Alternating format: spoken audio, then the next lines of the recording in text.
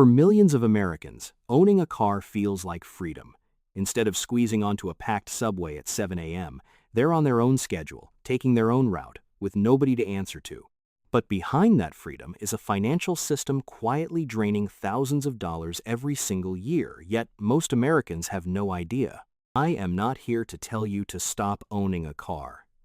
I am here to show you what it is actually costing you. Go back to the moment you decided you needed a car. Or a better one. Try to remember what was actually going through your mind. Maybe you needed to get to work, move around freely, or simply wanted the flex. But there was something else sitting underneath all of that. A feeling or a version of yourself you were trying to step into. Be honest about that. Because that is where the whole car story actually begins. Not at the dealership. Not when you sign the papers.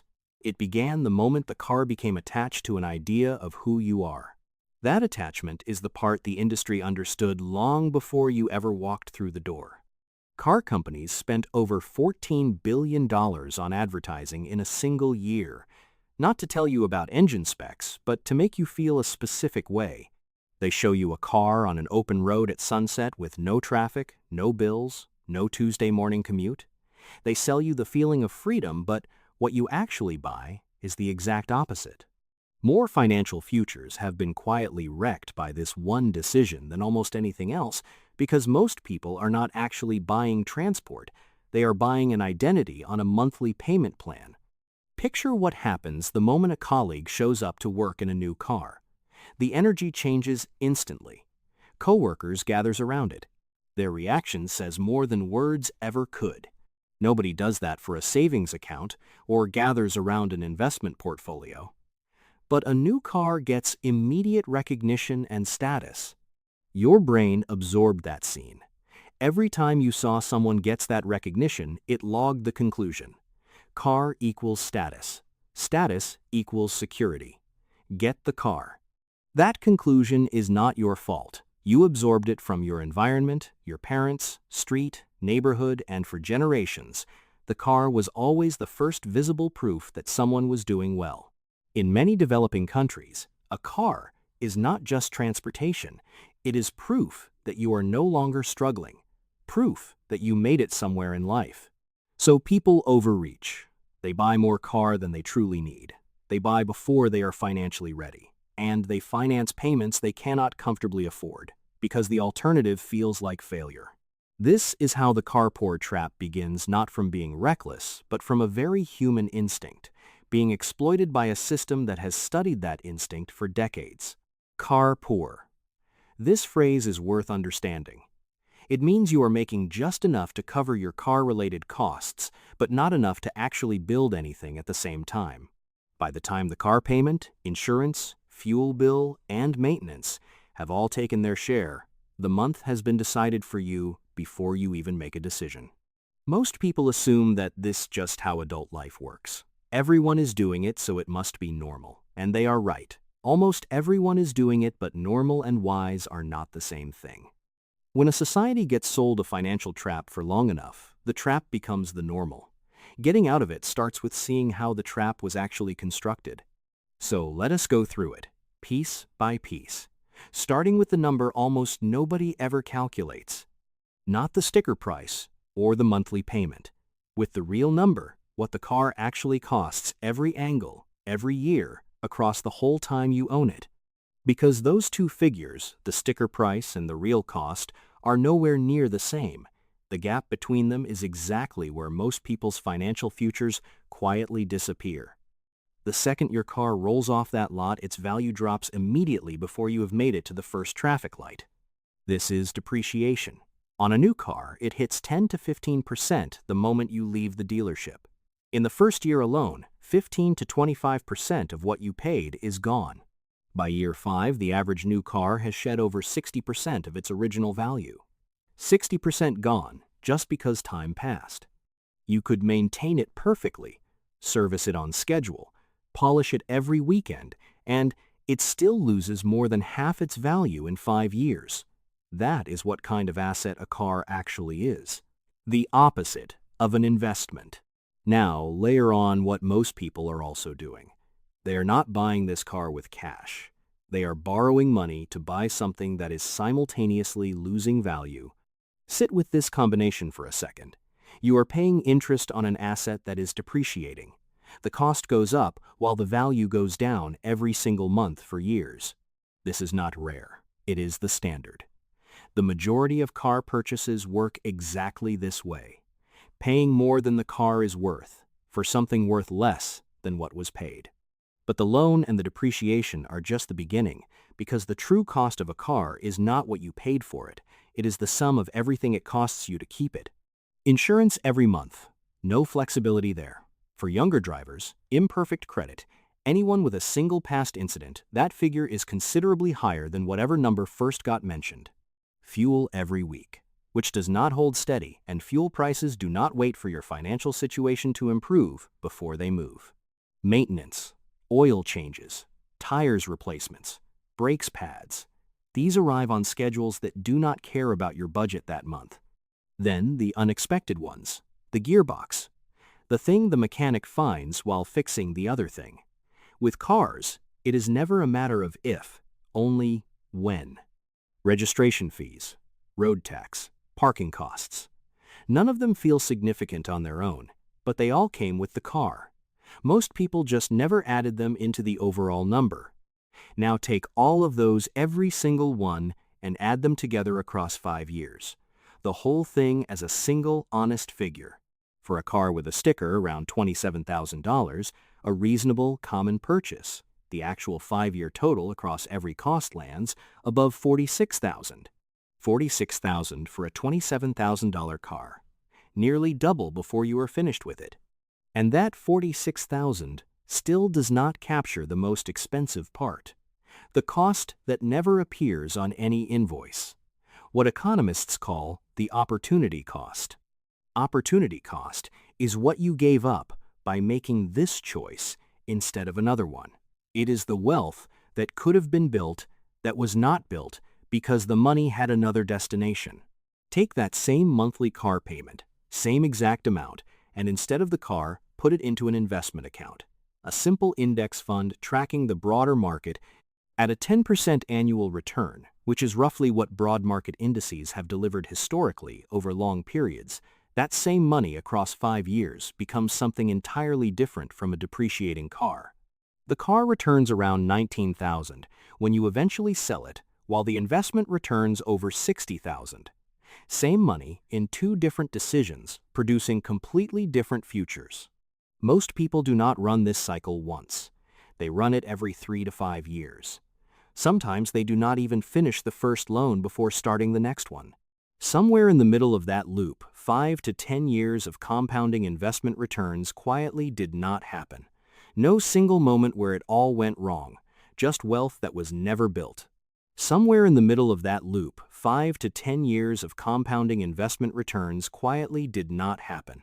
No single moment where it all went wrong, just wealth that was never built. In 2005, total auto loan debt in the United States alone was $720 billion. By 2025, it had crossed $1.6 trillion, more than double in just 2 decades. That number is not a statistic about the economy. It is a map of a pattern. Millions of individual decisions, all made for the same reasons, all producing the same slow financial consequence. 1 in 4 car loan holders in 2023 owed more on their loan than the vehicle was worth. Negative equity. You own a debt, not an asset. The car is worth $30,000. You owe $40,000. And the system is aware of this. It is built this way because the system is not designed to build your wealth. It is designed to extract it slowly, monthly, over years. Now let us talk about why it works so effectively on intelligent, aware, financially conscious people. Awareness alone does not protect you from what comes next. The system's most powerful tool is not the loan. It is not the depreciation, nor the insurance. It is the room they walk you into after you think the deal is already done. The finance manager's office is where the real money changes hands. Not on the showroom floor, not in the negotiation. It is after, when your guard is completely down. Extended warranties, gap insurance, paint protection packages, processing fees. each framed as protection, as though they are standard inclusions. Most of them are pure profit disguised as care.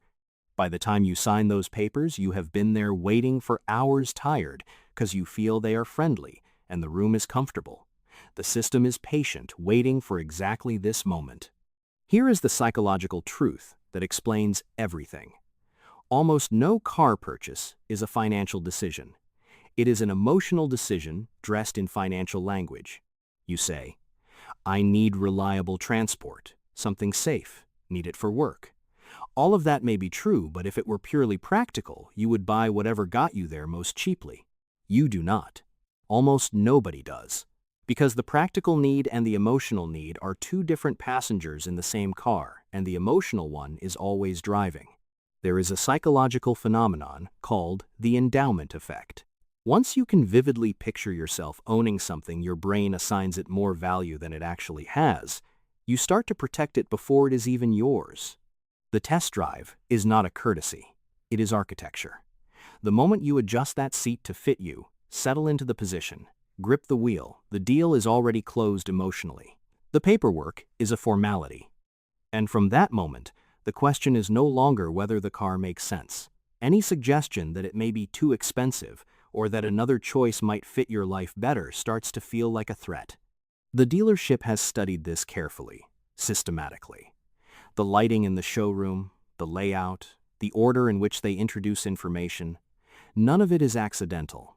They know that the sticker price is the one number you are allowed to see. Underneath it, there are layers of profit they are never legally required to show you, and most of them are invisible by design.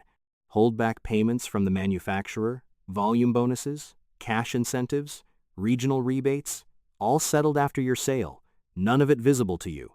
The salesperson who told you they were barely breaking even was not lying in the way you think. That front-end profit was small, but the back-end profit they never mentioned was not.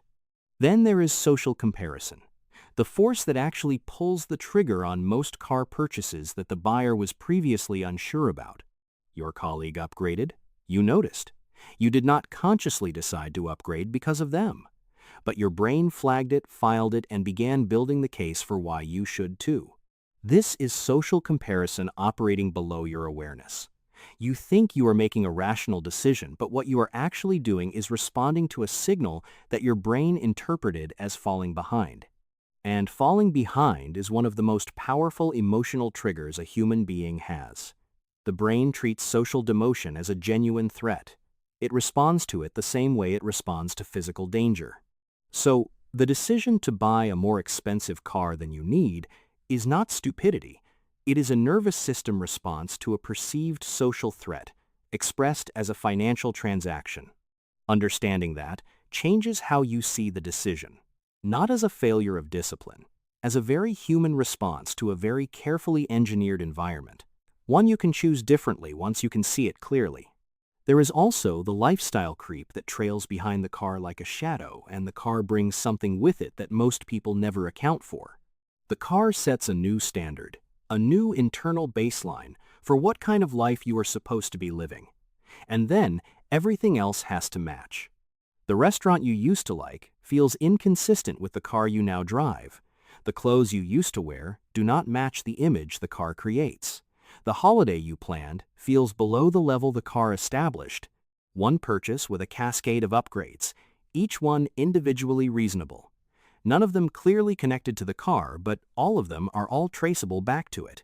The car does not just cost what it costs the lifestyle it introduced. Nobody factors that into the purchase price.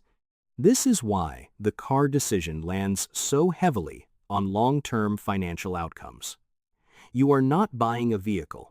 You are buying a new financial identity, and everything that identity requires to remain consistent. Now, let us talk about the people who figured this out and what they do differently. Because the answer is not what most people expect. The people quietly building real wealth almost never drive what culture expects them to drive. Not because they cannot afford it, because they understood early the car is not the reward. The car is the cost. Warren Buffett, one of the wealthiest people alive, drove a used car for years after becoming a billionaire. Not because he could not afford otherwise. He simply understood what money is actually supposed to do. Money used for display is money that stopped working. Every unit spent on a signal is money that is not compounding, not working, not building anything. The person with the impressive car and no savings is not doing better than the person with the modest car and a growing investment account. They are just doing it more visibly. Now for the specific decisions that do the most damage. None of them are dramatic. That is exactly what makes them dangerous. The first one, buying new when used, does the same job. A car 3 or 4 years old, well-maintained with a solid service history, does the exact same job as a new one. It just does not feel the same way. The depreciation hit on a new car, the 15 to 25% loss in year 1, that already happened to a used car. The previous owner absorbed it. You step in after the damage is done. A car that retails at $35,000 new might sit at $24,000 at 3 years old. That $11,000 difference, redirected intentionally, that is the start of something real. The second decision, buying at the ceiling of the budget instead of the middle. Status pressure runs this one. It whispers that you deserve better, that you have worked hard enough, that this version is not a stretch, it is earned. The ceiling of your budget is not a comfortable place to live. It is where you survive. The middle is where you can breathe and still move forward at the same time. There is a useful rule worth knowing. Your total transport costs, the loan, insurance, fuel, maintenance, everything combined, should not exceed 15% of monthly income. Most people sitting comfortably with a manageable monthly figure are actually running 30 to 40% of their income through transport. The way the payment was framed kept the full picture hidden. The third decision, and the most expensive, is trading in before the previous car is paid off, rolling the remaining balance into the next loan, permanently mid-cycle, never arriving at zero. When you roll a loan, you carry the remaining debt from the old car into the new agreement, on top of the new purchase price.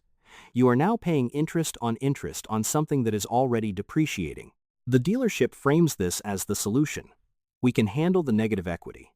It gets wrapped into the new deal. What actually happened is the problem got bigger and neater packaging got put around it. There is also a fourth decision that almost nobody names: committing to a car payment before the financial foundation exists.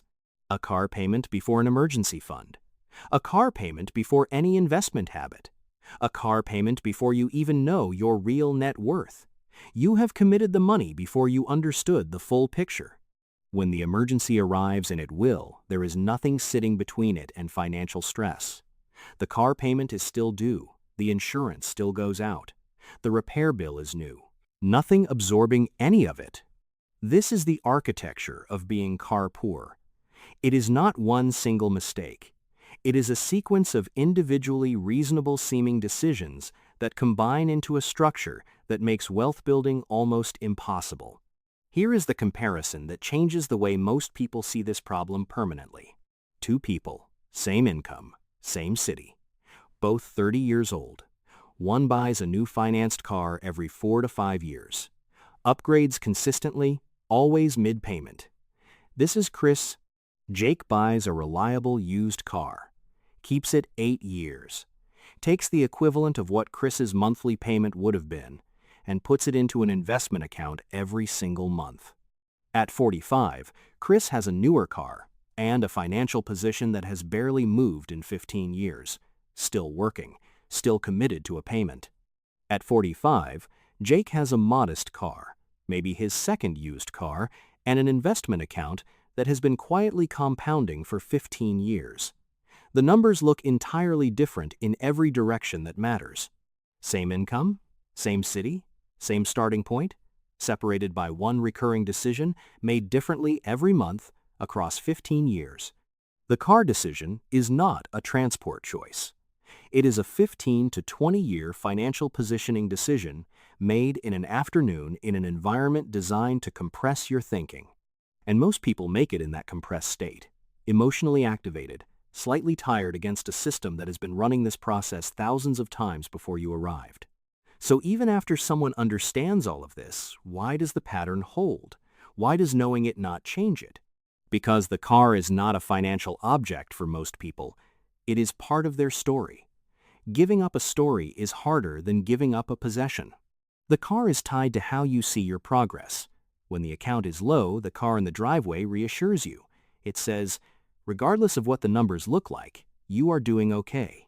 That function, the car as reassurance, is doing real psychological work. It is managing your anxiety about your financial position by providing a visible object that signals stability even when the stability is borrowed. Stepping down from that, choosing a smaller car, an older car, anything that reads differently means giving up the reassurance it was providing. That is not a small ask, even if the logic for doing it is airtight. Real wealth building looks like going backwards from the outside. The account drops on purpose. The car gets older on purpose. Every external marker that was reading as financial confidence moves in the wrong direction simultaneously. And your brain, trained by years of using external signals to measure financial health, interprets all of that as failure, even when the numbers in the investment account say otherwise. This is the identity trap. The financial self-image was built on how things look. Actual wealth building requires temporarily looking worse in order to genuinely become better. Most people never make that exchange, not because they lack the intelligence, but because no one ever clearly showed them the trade was available. The social environment never rewarded the quiet version of this. Nobody clapped when you kept the old car. Nobody asked about the portfolio. The visible signals of progress all pointed towards spending, and most people followed the signals.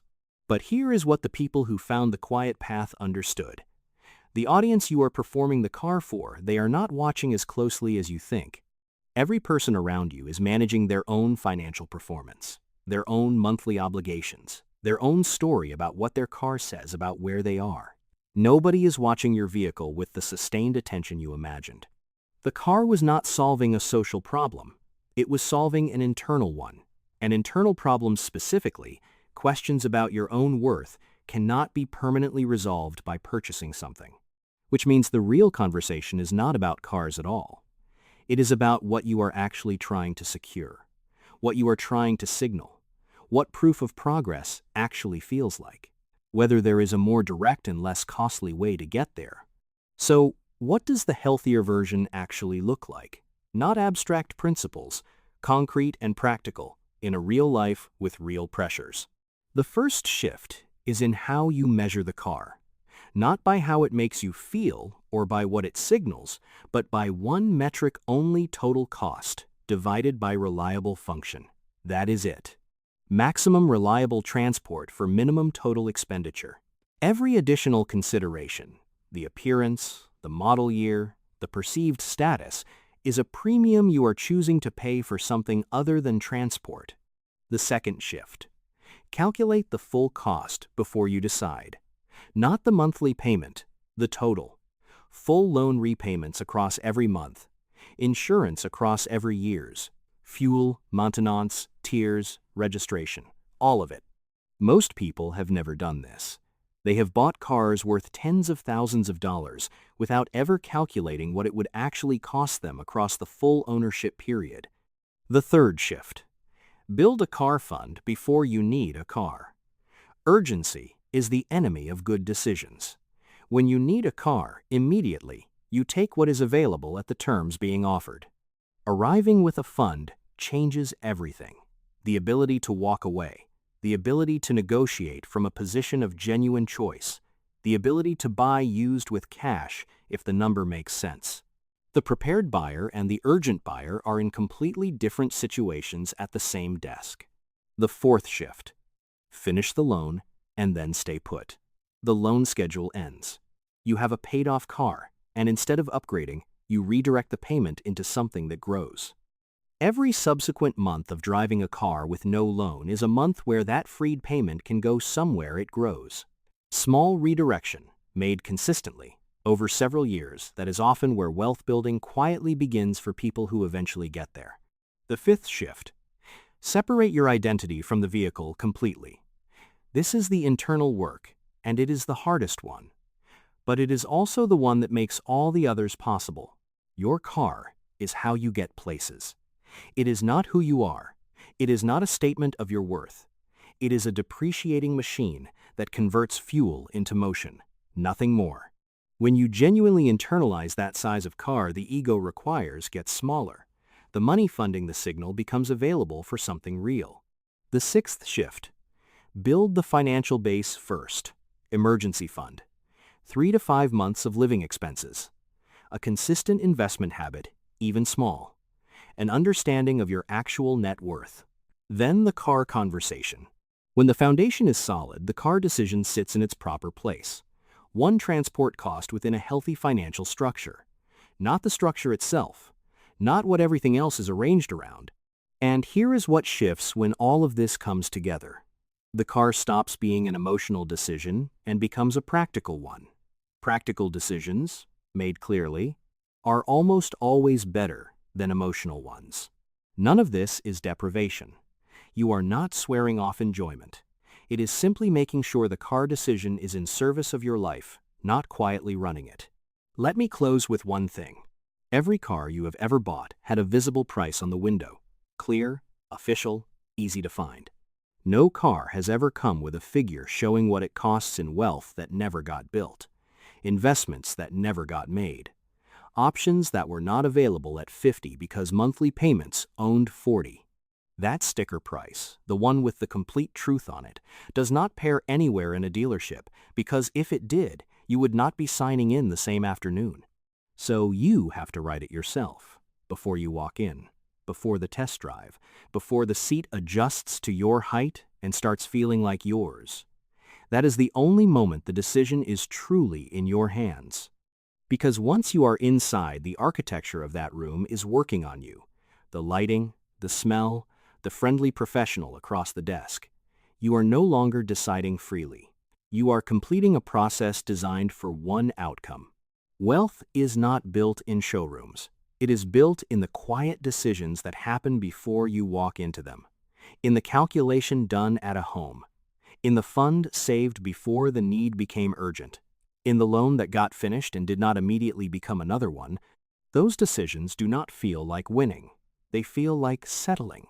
They feel exactly the opposite of what your environment has been teaching you success looks like. But they compound and grow slowly, invisibly. Until one day, the options available to you are unrecognizable from the options you had when you were managing a car payment every month. The car depreciates from the moment you drive it away. Your financial future does not have to work the same way.